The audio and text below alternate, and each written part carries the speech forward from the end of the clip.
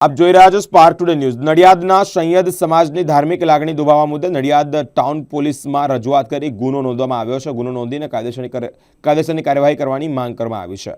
YouTube પર પ્રસારિત video સામે કાર્યવાહી કરવાની માંગ નડિયાદ શહેરના મીરા ફળિયામાં રહેતા મુસ્તુફા મિયા બિસ્મિલ્લા મિયા સૈયદે નડિયાદ ટાઉન પોલીસ સ્ટેશનમાં અરજી આપી પોરબંદરના અબ્દુલ સત્તાર હામદાણી ઉર્ફે સતાર મૌલાના વિરુદ્ધ કાયદેસરની કાર્યવાહી થાય તે અંતર્ગત માંગ કરી છે।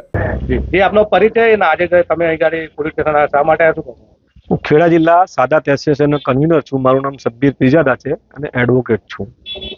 તારીખ 20 જુલાઈના રોજ પોરબંદરમાં નગીના મસ્જિદમાં એક અબ્દુલ સત્તાર હમદાણી કરીને છે, એ ક્રિમિનલ ઇતિહાસ ધરાવે છે।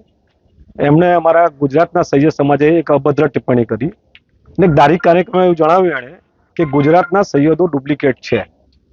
હવે સૈયદ સમાજ એક એવું હોય છે કે મોટું વિશાળ સુન્ની સમાજ હોય છે અને સૈયદ સમાજના લોકોને અગ્રગણી રીતે અને એક મોભાભેર માનભેર વ્યક્તિ તરીકે ઉચ્ચ સ્થાને જોતા હોય છે। એટલે સૈયદ સમાજની સાથે સાથે સમગ્ર ગુજરાતના સુન્ની મુસ્લિમ સમાજની બી લાગણી દુભાઈ છે અને અમારા સમાજની બી લાગણી દુભાઈ છે। અમે મૂળ હજરત પૈગંબર સલ્લલ્લાહુ અલૈહિ વસલ્લમના વંશજમાં આવીએ અને એ લોકો અમને માન્ય દ્રષ્ટિથી જોઈએ છે અને અમારી પાસે 500 વર્ષ જૂના સિજરાઓ હોય, અમારા પોતાના સિજરો એને ગુજરાતીમાં પેઢીનામું કહેવાય। એમણે એમના પ્રવચનમાં જે જણાવ્યું છે એ દુઃખદ બાબત છે। અમારા મરણના તાજિયા નીકળે અને તાજદારી કહેવાય, તાજિયા સુધી કહેવાય। એના વિશે બી જે મન્નતો કરીએ, અમે આંખ ચડાવીએ, હાથ ચડાવીએ, જે બી મન્નતો કરીએ એ મન્નતોને અંધશ્રદ્ધામાં ગણાવી છે અને વસ્તુઓ ગટરમાં નાખી દે છે। એવું અભદ્ર ભાષાનો ઉપયોગ કર્યો છે એમણે, જે અમને પણ સહન ના થાય અને અમારા સૈયદ સમાજની સાથે સાથે સુન્ની સમાજને પણ સહન ના થાય એ ભાષાનો ઉપયોગ એમણે કર્યો છે।